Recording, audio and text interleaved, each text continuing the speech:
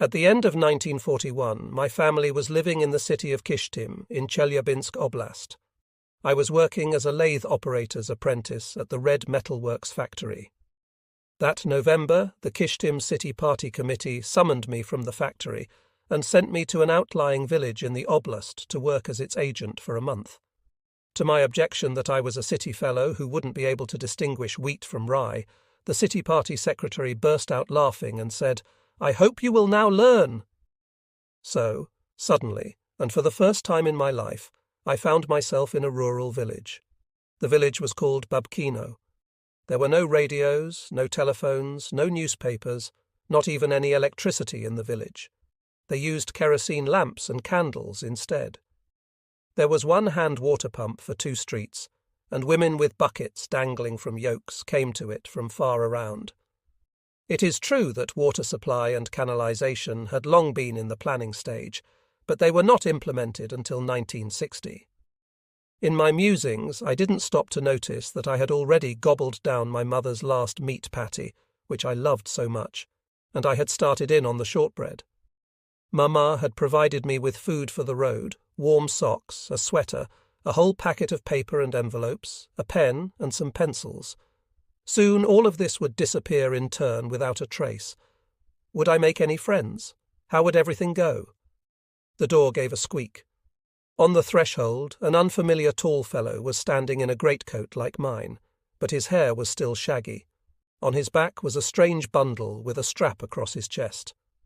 He walked up and adroitly climbed onto the neighbouring upper bunk, having first tossed upon it a bedraggled mattress just like mine, an even more ancient quilt, and a pillow without a pillowcase.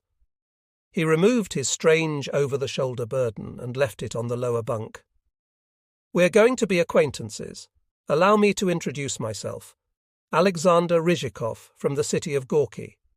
I grew up in a workers' settlement, which was exquisitely described by our great proletarian writer, a reference to the city's namesake, the writer Maxim Gorky. I also smiled and introduced myself. There we are. Now I was no longer alone. Are you lamenting, Guy, that your life of freedom has come to an end?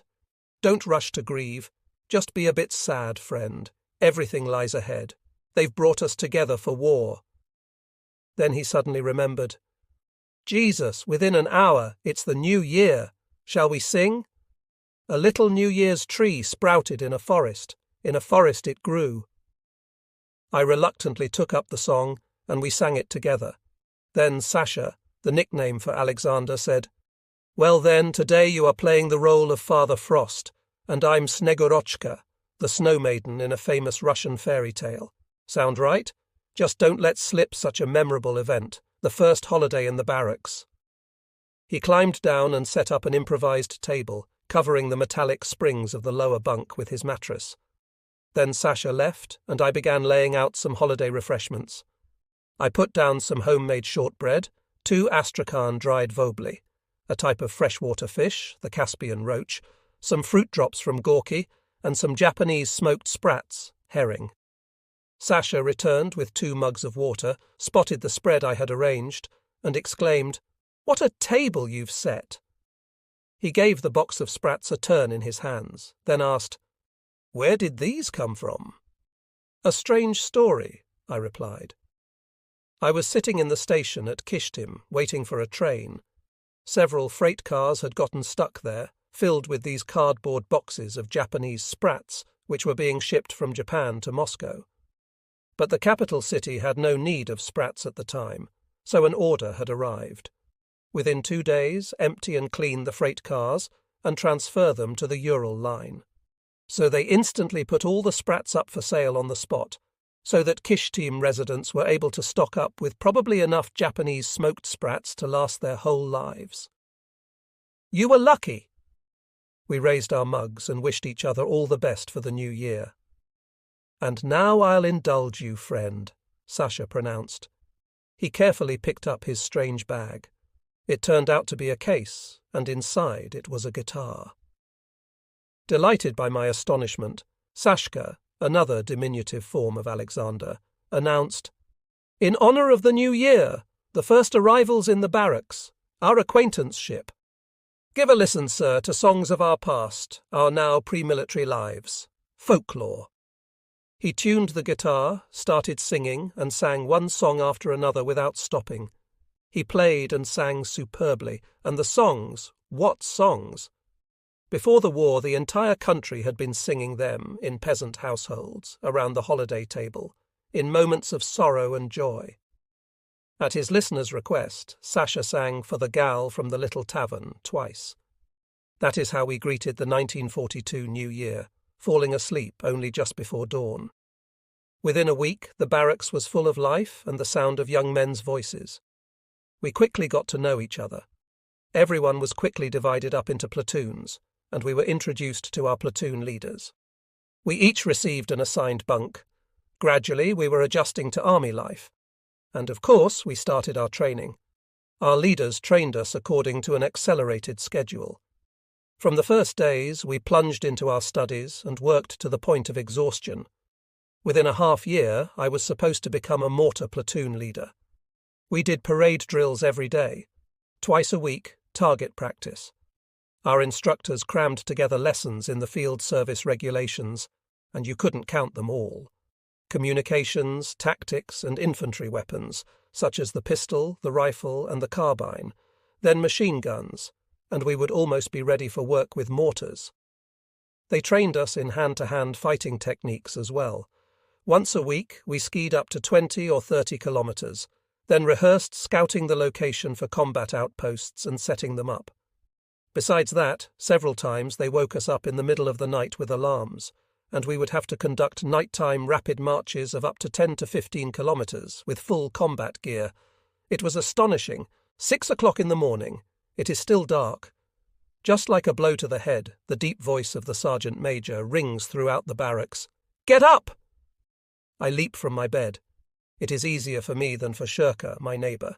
I'm in a lower berth, he's on an upper. In a flash, I make my bed. We are supposed to have 3 minutes for this task. If you make a careless error, the sergeant major will force you to do it again and again, perhaps 5 or 10 times over. I wrap my feet and ankles with the binding. Red Army soldiers didn't use socks, but rather wrapped their feet and ankles in cotton binding. Stick my feet into my boots, though they're still damp, and I sense an unpleasant odour. Aha!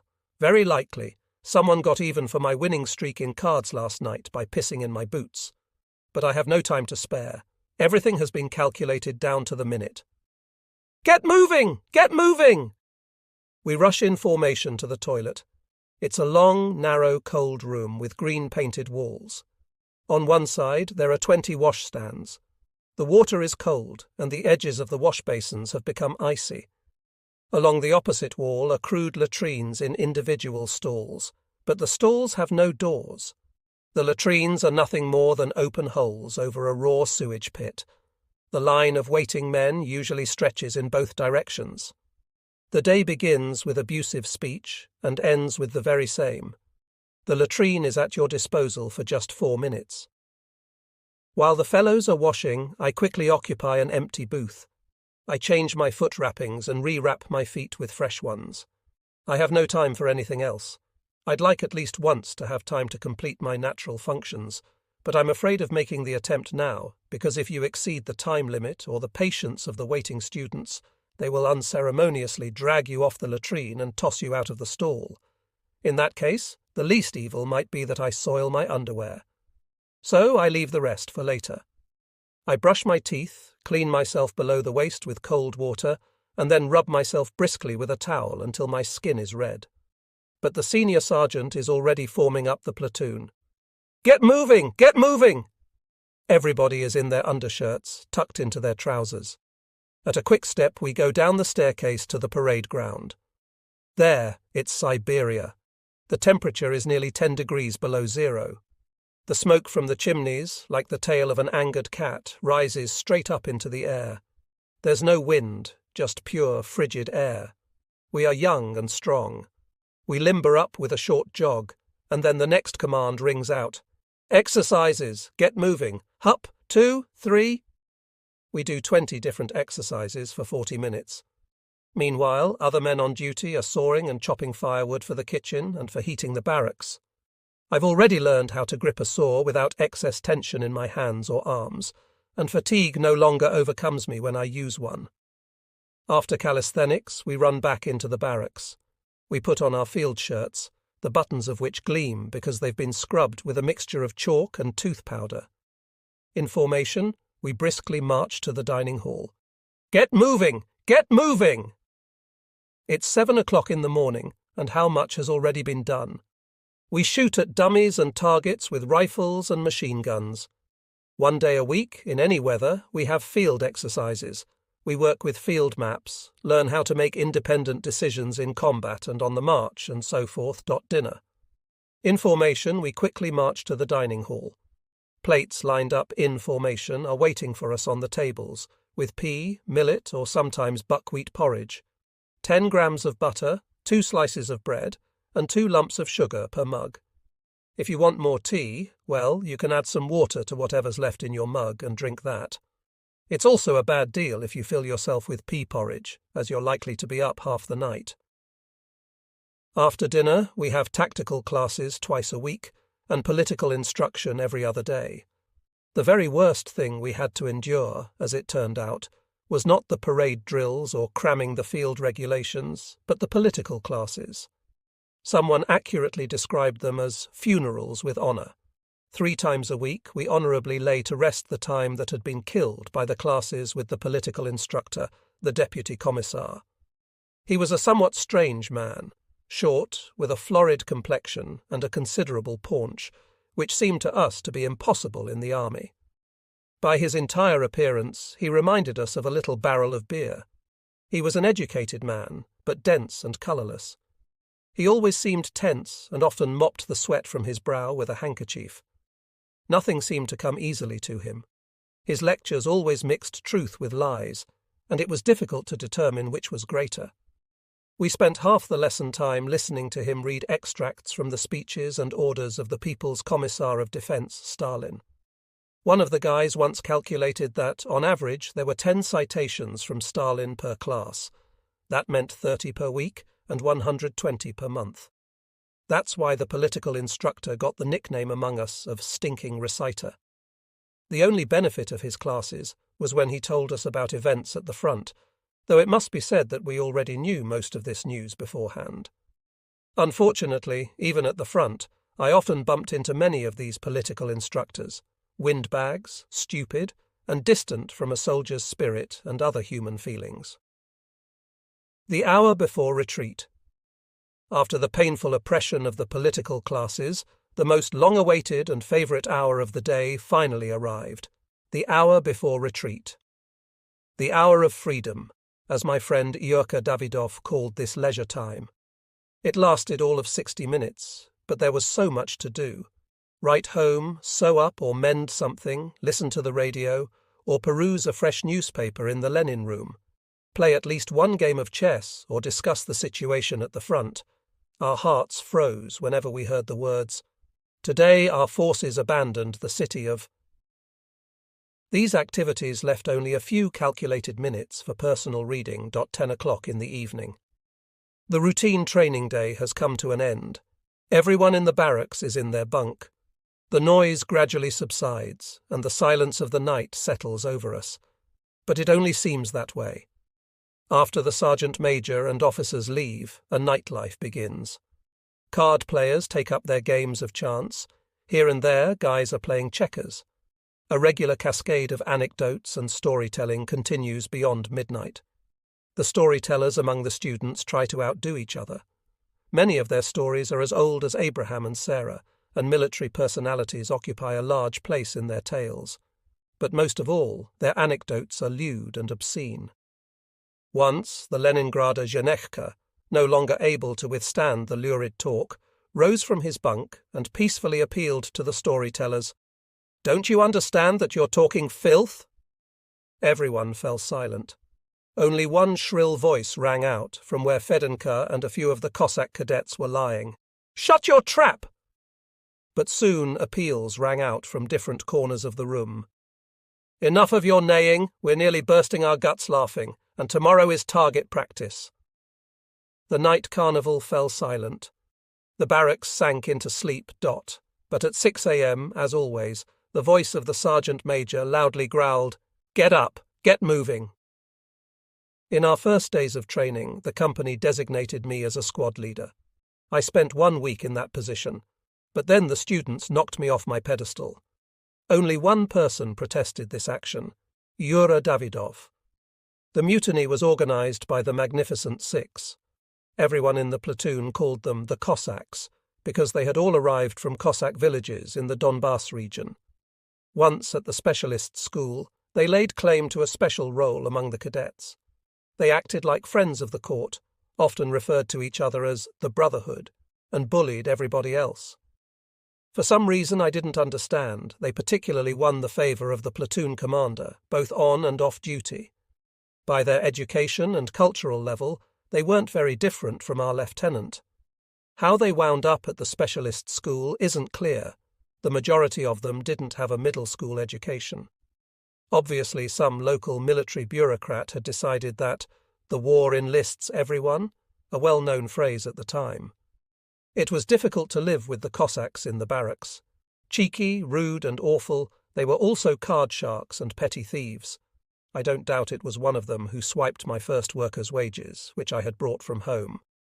So, all the more, I valued my friendship with Yura Davidov. It still pains me to think that we only had our time at the specialist school together, and that our frontline paths quickly separated. He was tragically killed in January 1945, which I will tell you about further along in the book. He was a superb guy, smart, well-read, blessed with intelligence, all of which appealed to me. He was from Chelyabinsk, where he grew up in a working-class family. His father was a master worker at a steel foundry, and Yura was a robust fellow himself. We both loved to read, which drew us together in the platoon. In conversations, topical discussions, and book debates, in all of these things, Yura stood out in the barracks, which led me to seek his friendship. It was always interesting to be around him. I noticed one peculiarity in Yura's character. He quickly mastered anything that he liked or found interesting, but just as quickly tore himself away from anything strange to him or that he didn't find useful. He demonstrated particular talent in cartography. He could quickly and easily figure out the details on any common field map, which might remain inscrutable to the rest of us. The cartography instructor gave him the only A in the class, and predicted Yura would have a gleaming officer's career. The envious and stunned Cossacks decided to knock some of the shine off Yura, but they thought better of it. Shurka intervened. I've already mentioned him and will tell you more about him. 3 months after the start of our classes, one of the cadets somewhere got hold of a small coloured map of the Soviet Union. He hung it in the Lenin room and began marking the front lines on it with a pencil. As we saw the lines change, it became clear that the war was not going in our favour. The map increasingly provoked arguments and debates among the students. The cartographer was summoned by the school's command to explain himself.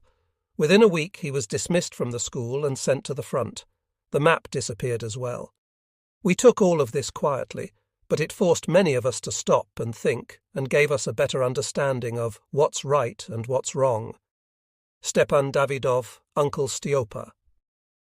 In addition to Yura, there was another Davidov in the battalion, Stepan, or Uncle Stiopa, as his fellow cadets often called him. I would not be mistaken if I said that no one else in the battalion was as fit for the military profession as Stepan was. Quite likely, young men just like him had been selected for the military specialist schools in peacetime, before the rapid expansion of officer training. Stepan was older than us by 2 years, but his actions and conversation made him seem much more mature. Very likely, none of us were as ready for a self-sufficient adult life as he was. Whatever Uncle Stiopa might undertake, he did easily, quickly, and, most importantly, with some sense of inner joy, which usually infected others around him as well. It was not hard to catch an expression of satisfaction on his fine, open, manly face. He was a superb shot, knew his weapon inside and out, and knew the field regulations, again superbly well. Stepan's conscientiousness, his exacting attitude toward himself, and his serious approach to military matters surprised us. One day we asked him what his secret was. He smiled and answered, "There's no sort of secret. There are 2 rules which I always observe, and I advise you to do the same. One must learn how to fight well and strive to protect his comrades. The better we learn how to fight, the more successfully we will do this at the front. And if we learn to care for each other here, we will also one day know how to protect a fellow soldier's life. There's a philosophy of life for you." It was convincing, and many students tried to follow it. Nobody can remember a case where Stepan Davidov refused someone help. It was particularly difficult for us to learn to disassemble and reassemble a machine gun in a strictly limited time period. Here Stepan was irreplaceable. He was also indispensable on marches. And before the march began, he taught us how to prepare for it. He was considered the best student in the battalion, which was an accurate evaluation. Stepan Davidov was the first to be promoted to the rank of senior sergeant, ahead of schedule, and entrusted with command of a platoon. Lieutenant Artur. Our platoon leader, Lieutenant Artur, was an unpleasant person, if you can even call such a man a person. I never encountered a more evil and vindictive character. A few facts from his biography. In 1940, when the Red Army marched into Estonia and liberated the people from the bourgeoisie, all officers of the old Estonian army who had not managed to go into hiding were forced into retirement. Some of these officers were later executed, and the rest were sent to Siberia. The new power in Estonia began to form a new Workers' and Peasants' Red Army, RKA. Artur was the son of a farmhand and thus eligible for short-term army courses at a regimental school. He quickly became a lieutenant and was assigned to command Estonian soldiers. Shortly before the outbreak of war, the Estonian units were shipped to Russia and turned into construction battalions. For a long time they were not released for frontline service. That transpired after the so-called national units appeared. How Artur wound up at the specialist school is a mystery. He was frankly without any understanding of simple human feelings, among them sympathy. Semi-literate, with a low level of culture, he was a man who could not, or more likely did not want, to understand us. That we were also people, moreover young people, and that we could love, be happy, joke around, laugh, and have our own personal interests. To all of this he was not simply deeply indifferent, it seemed to irritate him maliciously. One evening dedicated to Red Army Day, one of the students became acquainted with a young woman in the club and escorted her home. Several times he requested leave, but without result. An incident helped him out. As it turned out, we served guard duty not far from the street where the young woman lived, and one time we let the love-struck guard leave for an hour to visit her. But someone ratted on us, and the vindictive platoon leader sent the fellow to the guardroom. I also had to spend 3 days there once for breaking a ski.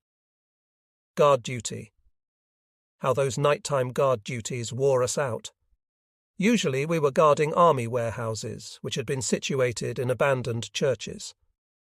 Guard service didn't relieve us from our studies, so the whole next day after guard duty we kept nodding off. Exhausted, one day I couldn't fight off sleep and dozed off in class. The instructor pounced upon me and snapped me out of my sleep. For my punishment, Artur gave me an extra duty detail. From the very first meeting, the platoon took a disliking to Artur, and he took a disliking to us. From morning to evening he drilled us, making no exception whatsoever for our youth, our inexperience, or the fact that we had not yet adapted to army life. A commanding officer, as far as we understood, was a mentor, a comrade senior to us in rank, someone we could trust, respect, and be ready to follow into battle. Lieutenant Artur, on the other hand, was firmly convinced that there should be no sort of human relations between the students and their commanding officer beyond those narrowly prescribed by the regulations. That he demeaned his cadets with his boorishness, crude tricks, and rudeness bordering on mockery, and that he was crushing our spirits never occurred to him. Once, failing to notice the lieutenant's approach, I failed to salute him. He immediately ordered me to drop onto the icy ground and forced me to squirm along on my chest and belly for 200 meters.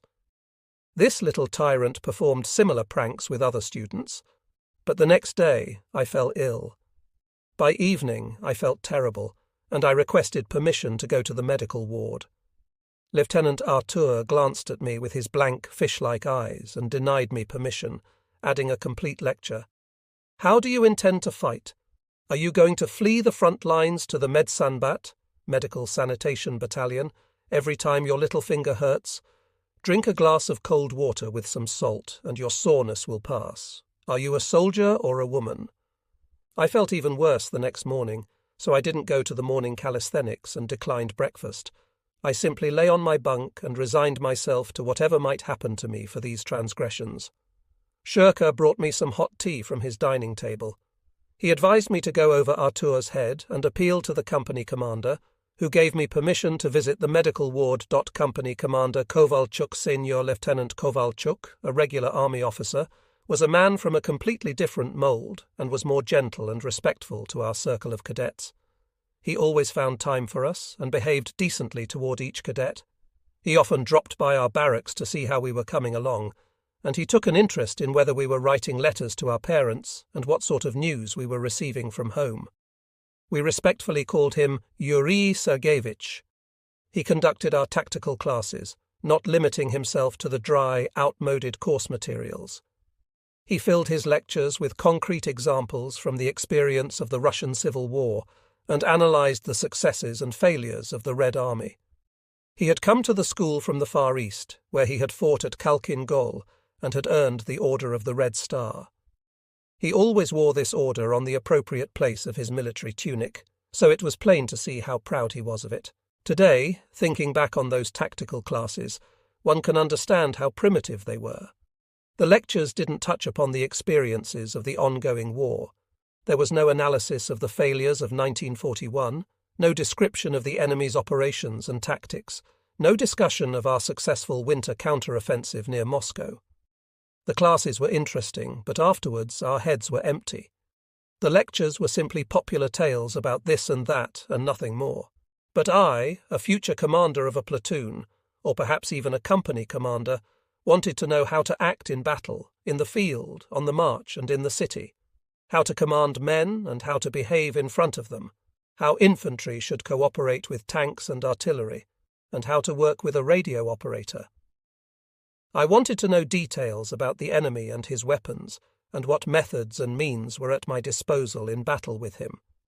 After the destruction of the Germans at the gates of Moscow, the High Command didn't even consider sending captured enemy equipment to the school for study. When Kovalchuk dropped by the barracks that day when I was ill and found me lying on my bunk at a time when I shouldn't have been, he immediately took an interest in what was going on. I explained the situation to him and requested permission to visit the medical ward. He granted me permission but advised me not to lie around too long. I spent almost 5 days in the ward. When I returned to my barracks and reported to the platoon commander, he chewed me out with obscene insults, accused me of being a squealer, and deprived me of 2 free hours, for which he had no authority. After this endearing little conversation, Yurka walked up to me. "Learn how to conduct yourself so you don't give that beast an opportunity to pick on you." Easier said than done. "And just how should I go about doing that?" I replied. "You know, if the lieutenant orders me to crawl, I crawl. If he orders me to shoot, I'll shoot. But I never have a thought to become like him, and I'm sure that at the front, soldiers won't tolerate a cretin like that for even an hour." Dimka Okunev became the platoon's favourite. He took revenge on Lieutenant Artur for all of us.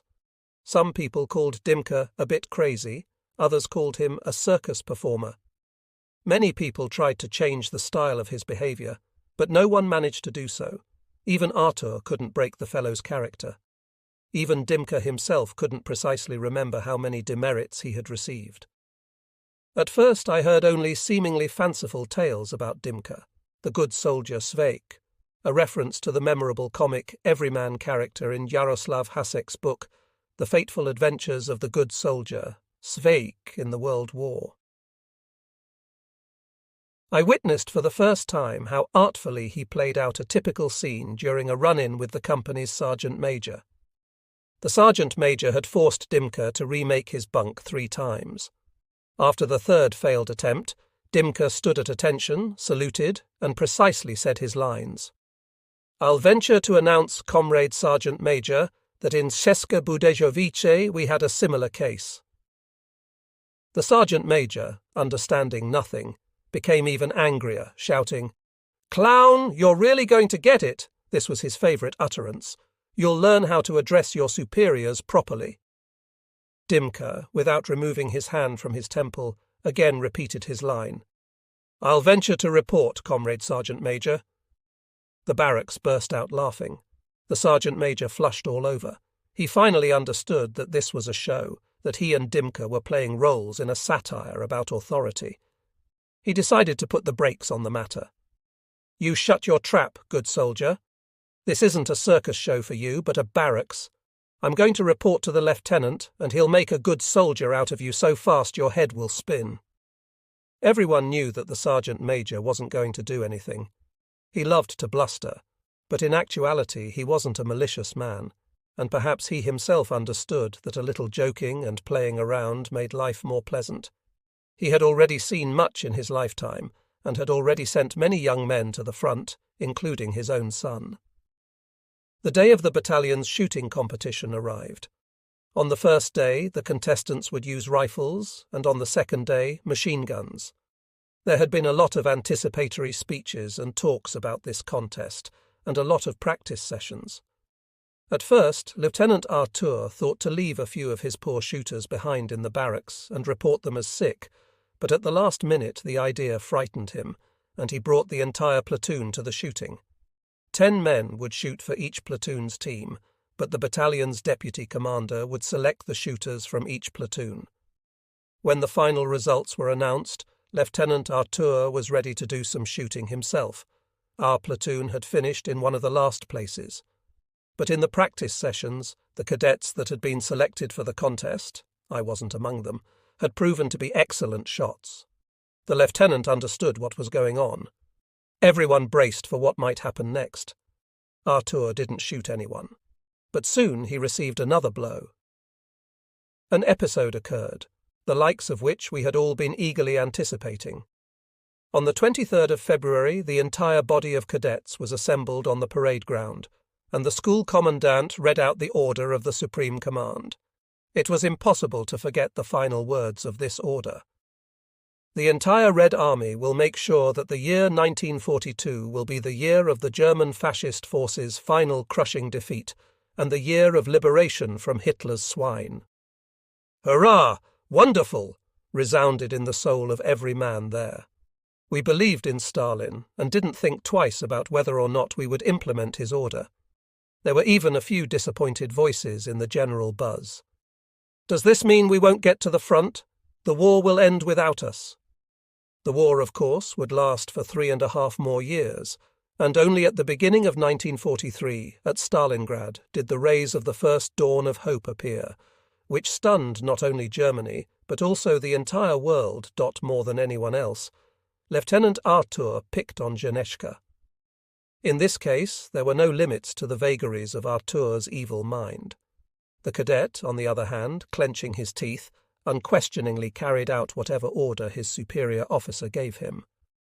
Why did all the other students call Zhenya Evlev Janeczka? It was a clear sign of their noble ability to sympathize. The company knew Janeczka's story, that within 2 months he had lost his entire family, his mother, his father, his dear sister, and his grandfather. Janeczka was now completely alone. Janeczka was, in general, a special case. He was a 17-year-old boy from Leningrad. So tall, it seemed that when he stood on a stool, he could reach up and touch the ceiling of the barracks with his long, refined hands. Well-proportioned, with a handsome, kind face that smiled more often than it frowned, this stately young man seemed born to dance ballet, but the times forced him to become a soldier. Whenever Janeczka walked across the parade ground, not with the crisp soldier's step, but smoothly, regally, beautifully, it irritated the sergeants. The almost feminine citizen in him showed through in everything, not only in his stride, but also in his gestures and conduct, even in uniform dress. We, on the other hand, enjoyed seeing this totally unmilitary, unusual phenomenon.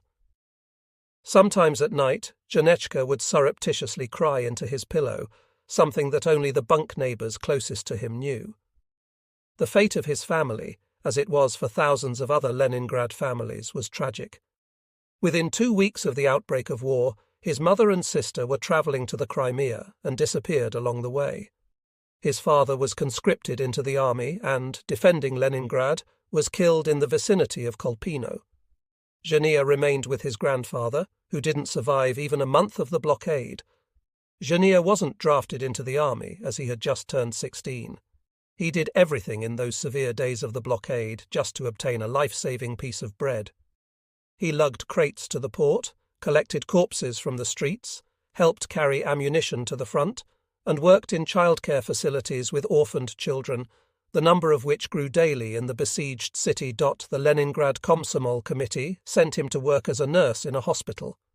He carried out his duties conscientiously, and at his request they permitted him to live at the hospital. Random chance helped Zhenechka escape the blockaded city. Stalin ordered the evacuation of about 10 academicians who still remained in Leningrad, along with their families, and sent a Douglas cargo plane for them. A few scholars, old, sick and alone, and under hospital observation, needed escorts. The hospital director, wanting to save Zhenya, arranged for him to be a personal assistant to one of the old men. Zhenya agreed, hoping that he might then be able to search for his missing mother and sister.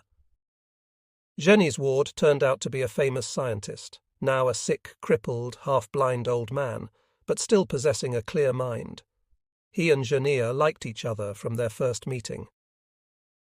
After several days of flight, they arrived in Kuibyshev, and the first thing Zhenya did was write letters to wherever he could, to those who might have any connection with the search for missing people. In the evenings, he would hurry to the Lenin room in the hope of catching a performance by the Leningrad poetess Olga Bergols by radio. Whenever he heard her somewhat hoarse, low voice, the fellow would tighten up inside, and tears would appear in his eyes.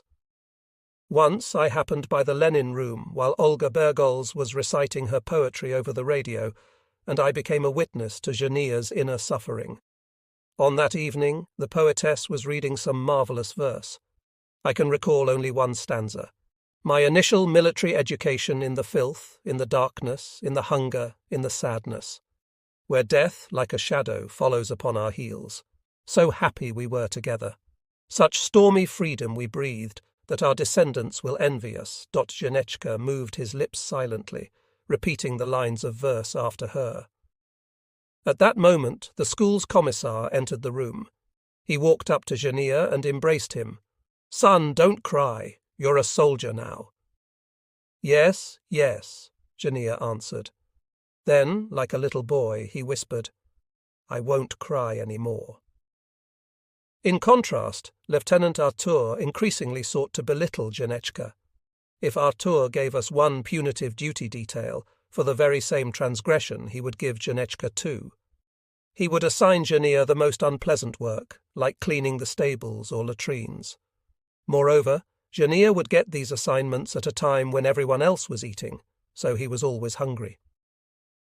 We had a talk with the commissar about this mistreatment. Artur sort of laid low for a while, but then again took up his humiliating practices.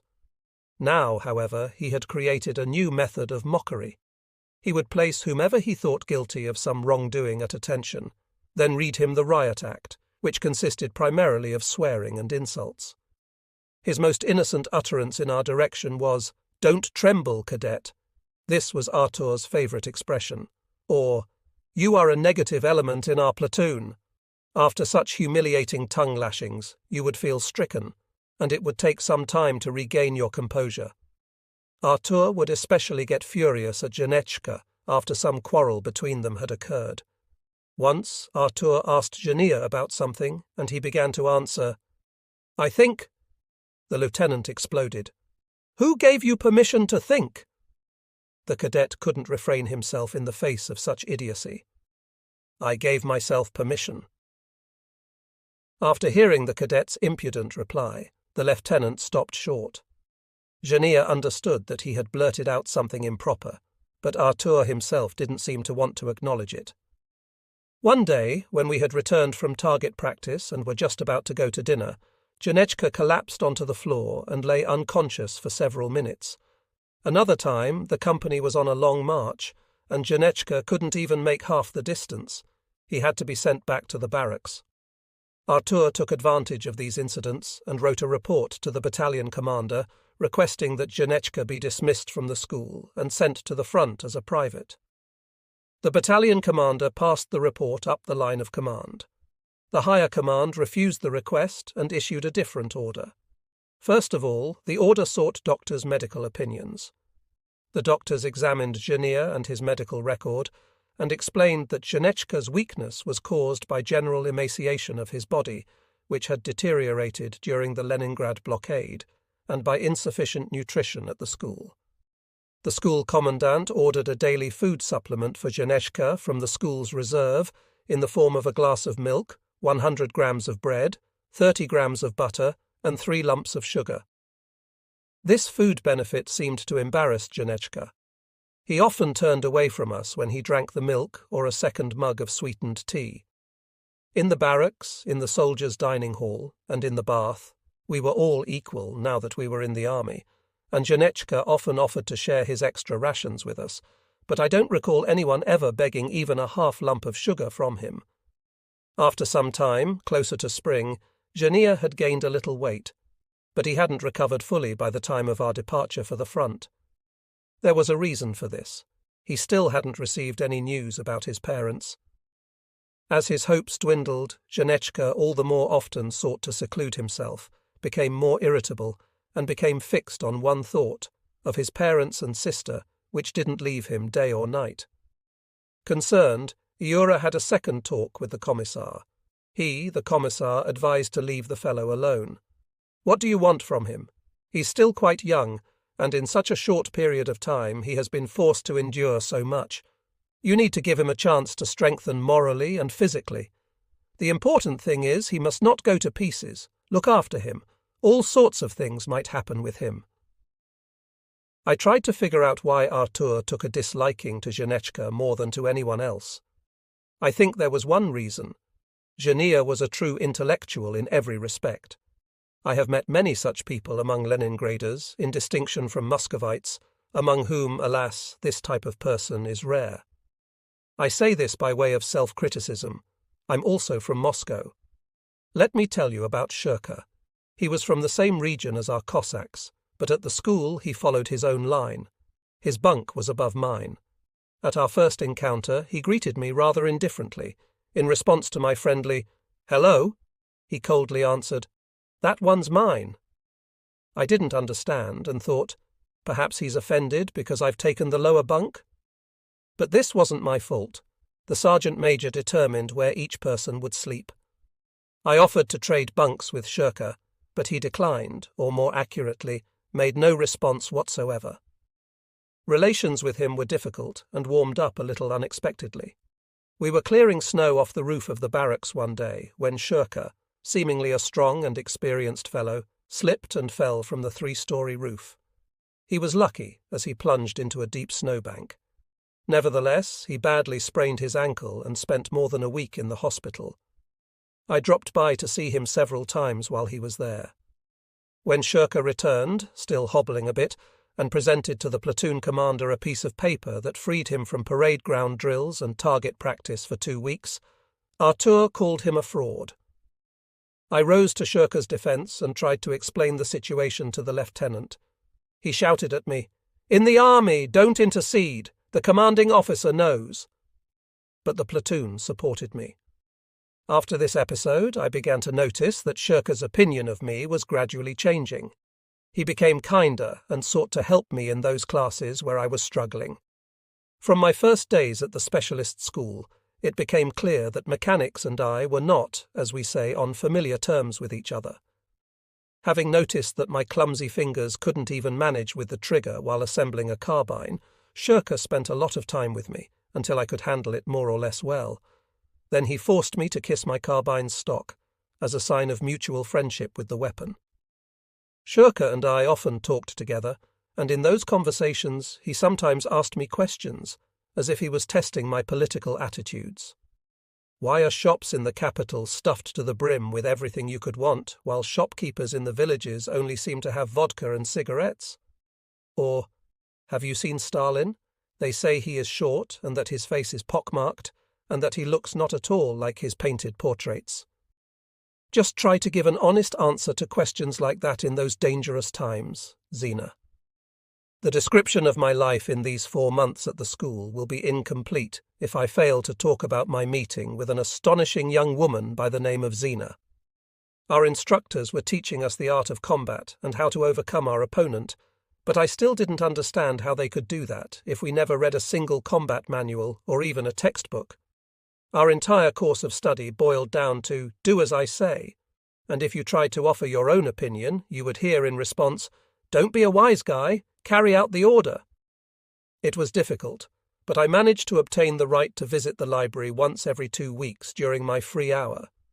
The school's library primarily served the command staff and their families, so to get the library privileges I had to write an application to the battalion commander and obtain the agreement of the commissar and our company commander. The standard form of the application contained this statement: I am obliged not to make any sort of notes or excerpts from the books. If I read something I don't understand, I will consult with the commissar. Once I obtained the permission, filled with joy, I immediately set off for the library. Incidentally, this was going to be my first trip ever to a library, and I was full of curiosity. What would it be like, this library? How did they keep their books there? And how did they find any particular books in their collection, amidst myriad other books? And now I was crossing the threshold of the library. A friendly young woman, in the uniform of a senior sergeant, was sitting behind a small table. She looked about 23 years of age, no older. Her hair was cut short, and she had an attractive face. I overheard the person who had arrived in line before me address her as Zina. While they talked, I examined the long rows of bookshelves. Books, like sentries, were arranged in precise order, as if standing watch over their mistress of the house. At last, the conversation ahead of me ended, and she and I were alone. I formally requested permission to approach her. Zina broke out laughing. When visiting the library, I advise you to forget about subordination. I will recognize relationships outside of regulations, as they are simpler. Zina, believe it or not, this is the first time in my life that I've ever been in a library. So many books, such riches, it is simply a wonder. Quite recently, our book collection was much larger, the young woman responded. Then where did they all go? Did rats eat them all up? I joked. Worse, she replied, rats with human faces. Such candour, and on the very first meeting. I fell silent, sensing that I had stepped into a minefield. Zina was silent too, intensely gazing at me. I had to change the subject, and quickly. I began to prattle. As the war goes on, the press increasingly compares Hitler's invasion of the USSR to the Napoleonic campaign against Russia. After I finish my schooling here, when I wind up at the front, I'm sure that my soldiers will ask me about this. Can you recommend to me a good book about the 1812 campaign? Zina looked at me carefully, as if studying me. I can see that you are not a typical cadet, that you are a thinker. That's good. Librarians value such readers. She got up from her stool. She disappeared into the depths of the stacks and quickly returned with a book in an exquisite binding. Here you go, please. Take this novel of Vinogradov's, 3 Colours of Time. It is our best book on the 1812 campaign. I advise you to read it. You will get acquainted with Stendhal as well, and his personal impressions of Napoleon's campaign in Russia, as Vinogradov cites him frequently. It was plain that she had read something in my face and added, Stendhal was a participant in this campaign. I blushed. Oh, you still haven't learned how not to blush, cadet, Zina instantly reacted. Come on, I'll be happy for you. She understood everything. They urinated in other guys' boots, hauled people off the toilets in the bathroom, scattered bedding around, committed petty thefts, cut others' long johns into ribbons, and disrupted everyone's sleep. Once every 2 weeks, a film was shown at the school club. If the Cossacks didn't like something on the screen, they would yell as if they were rabid and bang their chairs. However strange it may seem, they got away with everything. The other cadets not only could not tolerate them, they despised them, and no one wanted to have anything to do with them. It was not acceptable in the army to complain to the command. This was an old army tradition. The Cossack Brotherhood also tormented Lieutenant Artur himself, nicknaming him the Estonian. Everything they did was disgusting, antagonistic, and sad. In just 6 months, the specialist school had laboured to mould a strong officer from a 19-year-old romantic dreamer and intellectual, as the other cadets had characterised me. The school believed it would make me capable not only of handling the fates of other men, but also of fulfilling unquestioningly the orders of my superiors. Did it succeed? Was I ready for this? Probably not. I remember an incident that in itself was not so important, but that illuminates well my youthful portrait. It was a typical day of study. We were memorizing the field regulations. I was sitting in the last row, with Turgenev's Spring Floods on my lap, rather badly concealed from view by the worn-out pages of the manual. Artur, noticing my feeble ruse, pounced upon me like a wild animal in one leap, grabbed my booklet, and, without even a glance at its covers, frenziedly thrust it into the stove, in which little pieces of firewood were crackling merrily. Stirred up by what I had been reading, detached from reality, and forgetting that an officer was standing in front of me, I blurted out like a little boy, "How dare you! You can punish me, but to burn a great Russian classic!" The lieutenant, cutting short my angry speech, commanded, "Rise to attention! 2 extra shifts of duty detail. The first for your great classic, the second for you." My classmates were holding their bellies in laughter. Only Iurka, as always, remained calm. When I think back on this story today, it seems amusing to me, but at the time I didn't find it funny at all. My words were totally sincere. I couldn't understand the lieutenant's action, or the laughter of my comrades. That evening I scrubbed and peeled potatoes and then washed the bathroom stalls. When I was done, I laid down exhausted on my bunk with the day's events whirling in my head. Life is so complicated. I'm helpless in everything, and I don't measure up to the school's standards. What horror! Why have I not been able to step across the threshold of adulthood and become an adult? Who can help me? My commanders? No. Who then? We are living in an artificial world, a world of fantasies and illusions.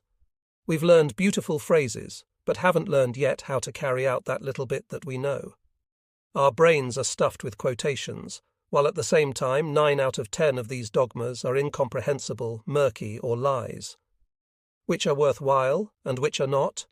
Yes, I must stop being false before others and myself. How simple it all seems. But how do I do this? Let just a little time pass, and then we may understand.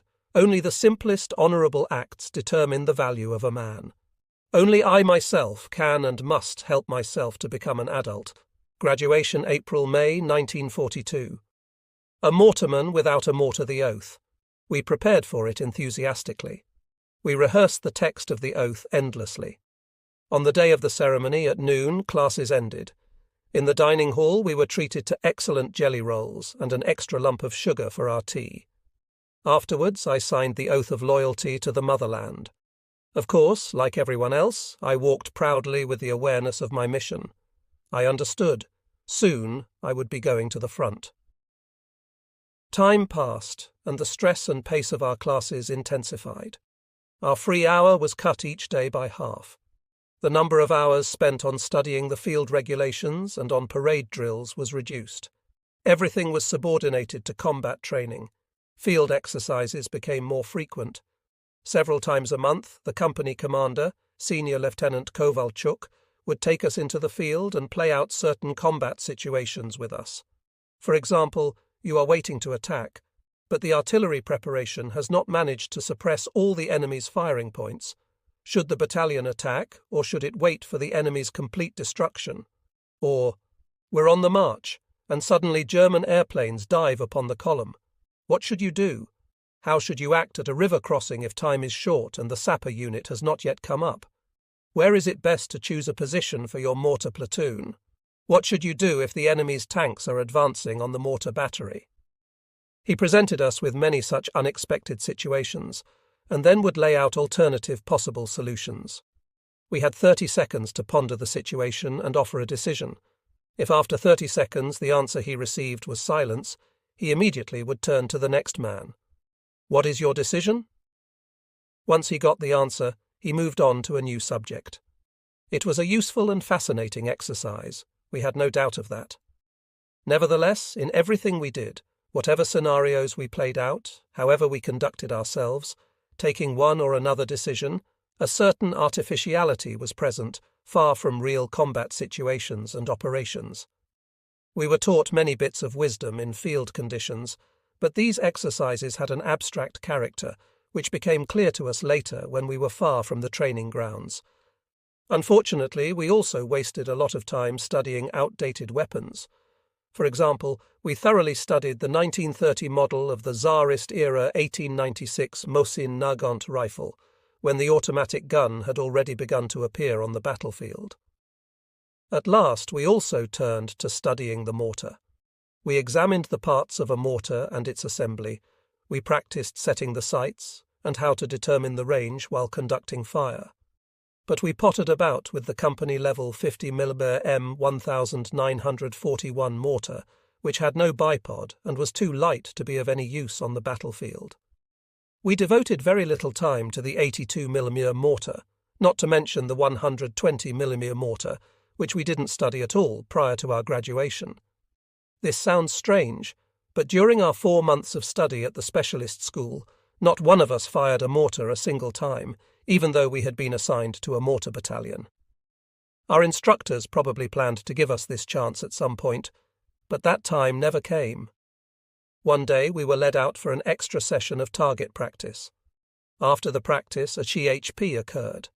We were returning from target practice exhausted, hungry, and chilled to the bone.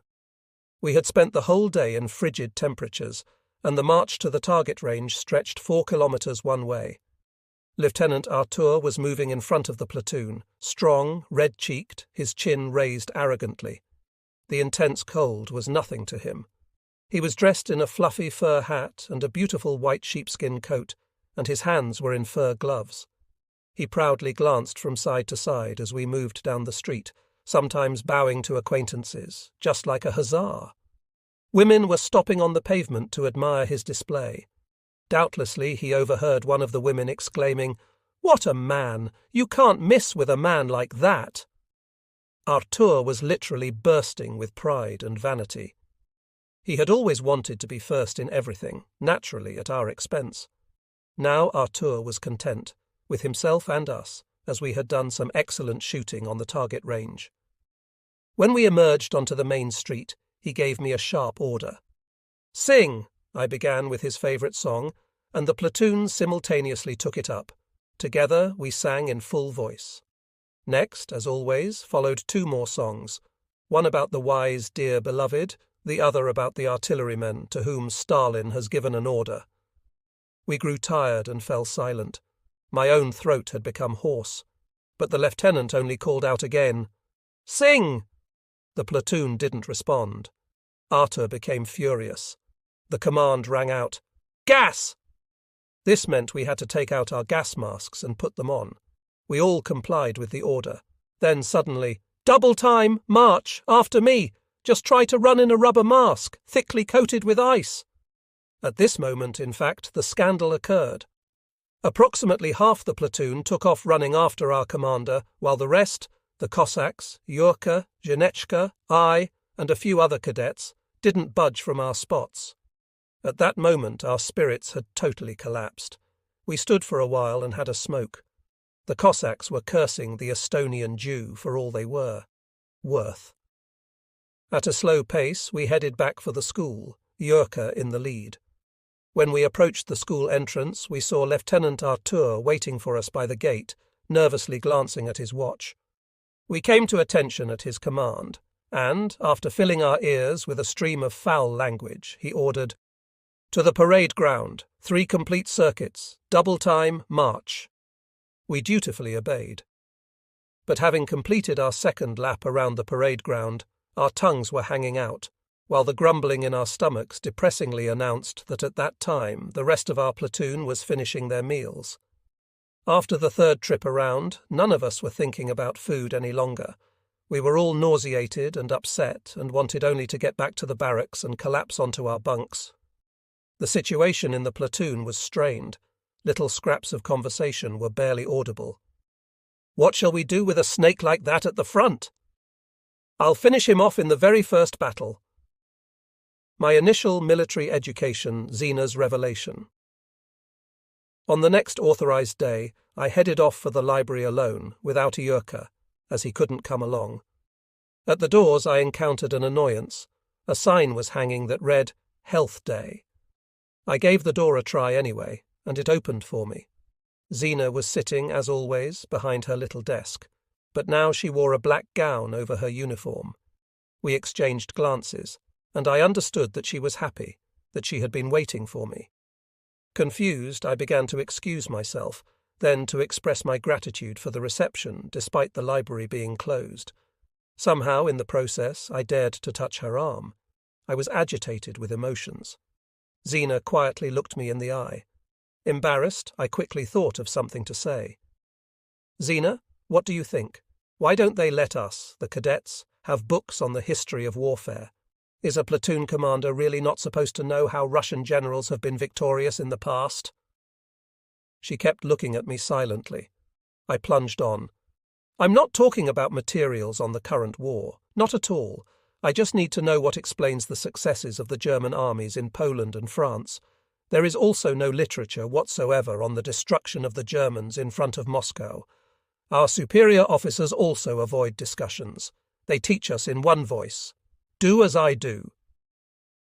She at last spoke up, but what she said caused my knees to quake and my heart began pounding from fear. "You praise the number of books in the library. Well then, they are only pitiful remnants. I began working here in 1938. At that time, the school's head, a brigade commander, began coming to the library 3 times a day.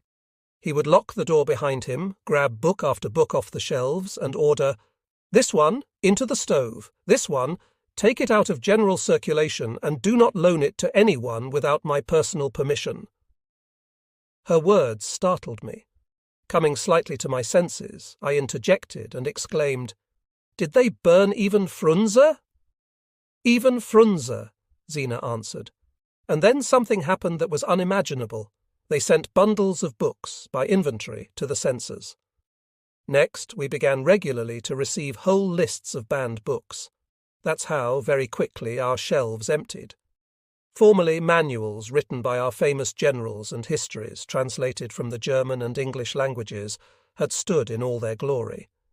Before this purge, textbooks and manuals on the art of warfare, strategy, tactics, and history had occupied 36 shelves in this library. But by the start of the war, all 36 shelves were occupied by the short course history of the VKPB, several books by the Chief of the General Staff, Shaposhnikov, and Voroshilov's work, Stalin and the Red Army.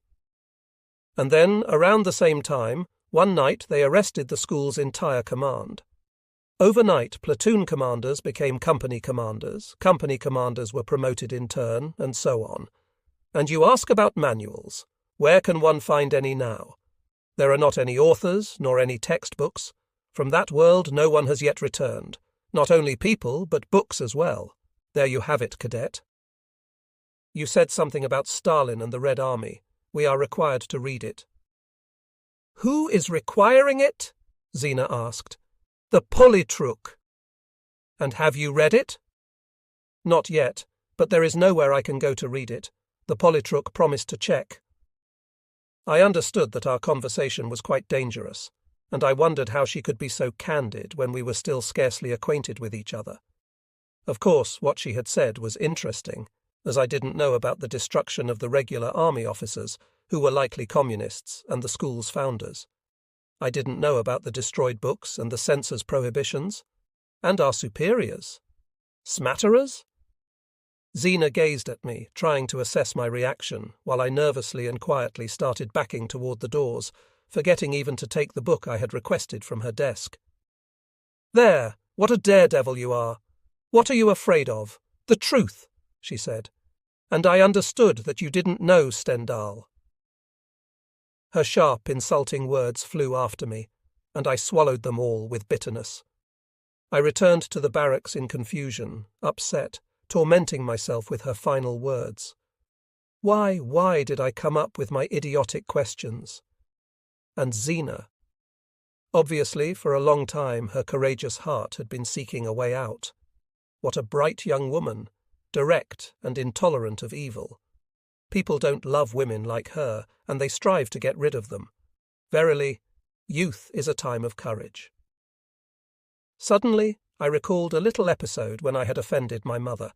It had been an awkward moment.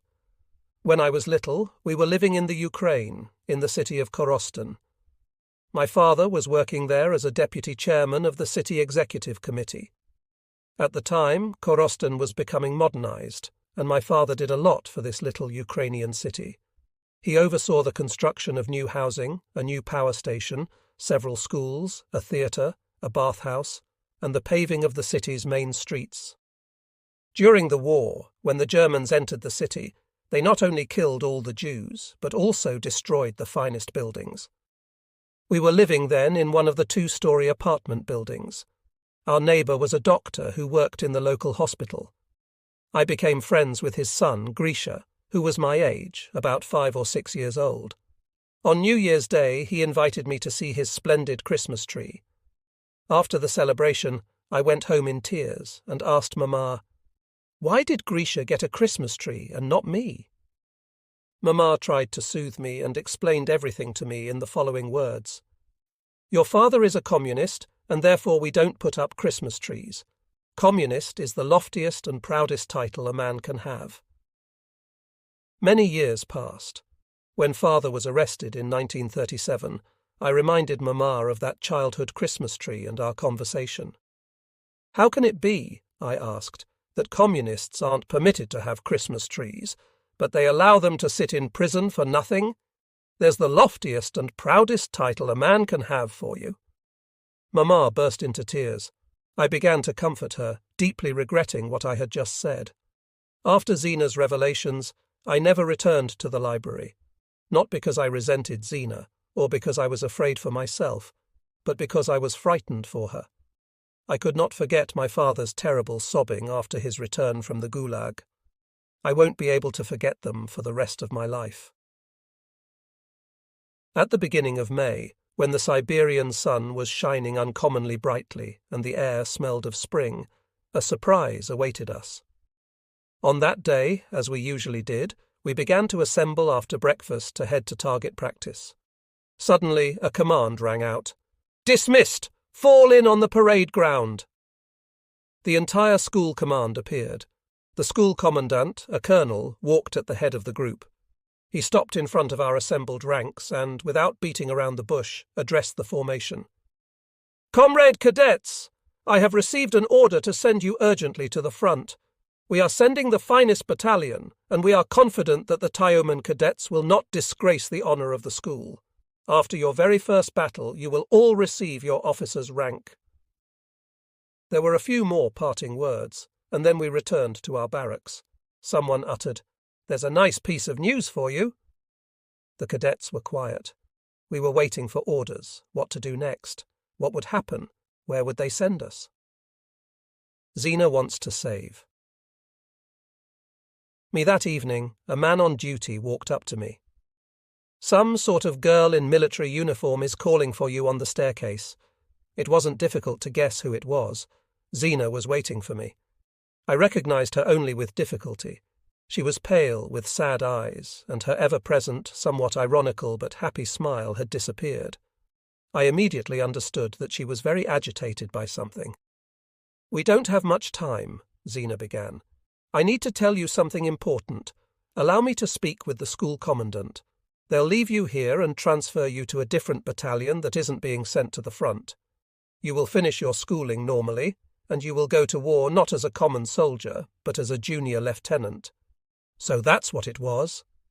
Thank you, I repeated, but I was already shaking my head negatively. "You understand, cadet, what will happen to you at the front. You must know it.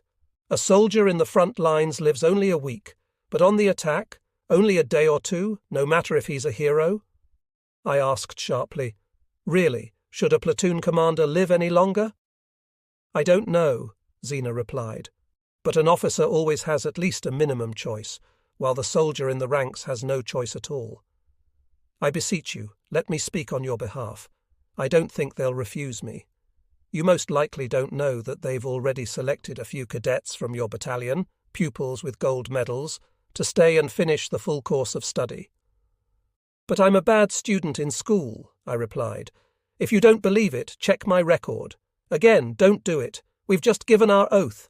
What will my comrades think of me? Understand me, cadet, Zena tenderly said, paying no attention to my words. I don't want you to die. Do you understand? Think of your mother. I understand. I turned sour, and my mood changed. I had become precious to this girl somehow, yet we had met so few times. Everything was so unexpected. Why was she so concerned about me? Who was I to her? Zena looked at me frighteningly, waiting for an answer, but I was silent. Suddenly she gave a sob and burst into tears.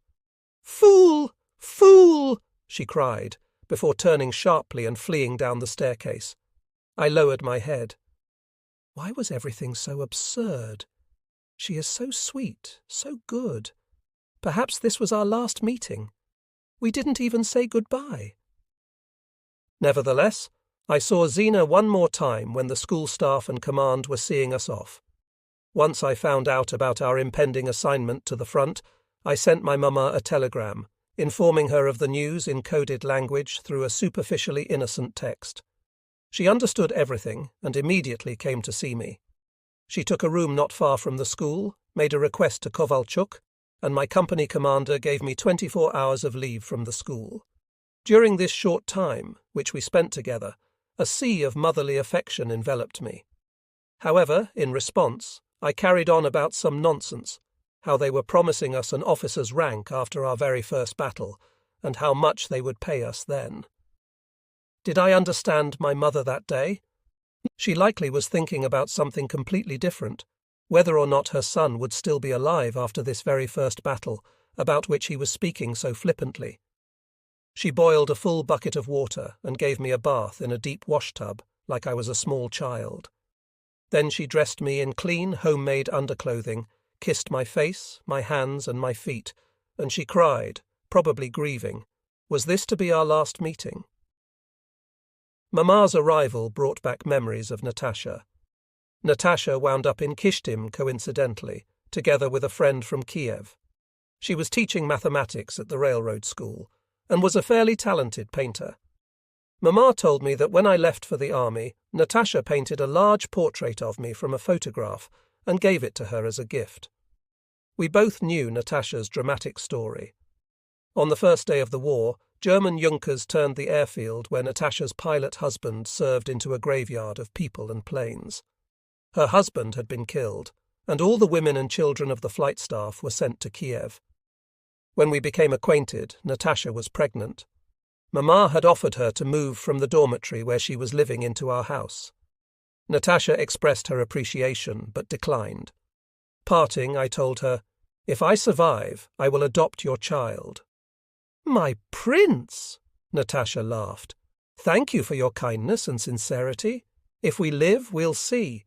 The war will not end soon. You still don't know what it is. You don't understand that now you don't belong to yourself. You are a soldier." Natasha's words were prophetic. I never saw her again. Mama told me that several acquaintances had already had funerals. She very much wanted to stay and see me off, but I asked her to go home.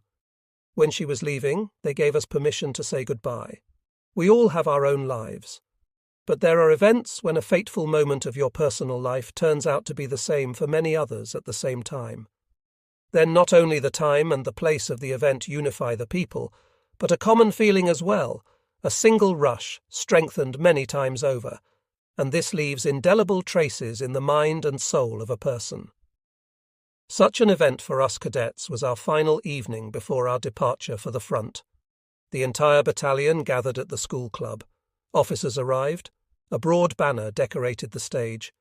"Farewell, school, thank you." Before the ceremony, we had all bathed, put on clean underclothing, and exchanged our worn-out tunics, trousers, and boots for everything new. We had a tasty lunch and dinner. Our skillful cook treated us to appetizing rolls for our parting. We all wrote letters home, then packed our things for the road. I looked at the happy faces of the other cadets and didn't see any troubling presentiments on any of them. Their faces shined with the ardour of high patriotic feelings. We dreamed of heroic deeds, each man ready to throw himself on the embrasure of an enemy pillbox. We dreamed of becoming officers. It was a marvellous evening. We read poems, sang, and played songs on the piano, guitar, and mandolin.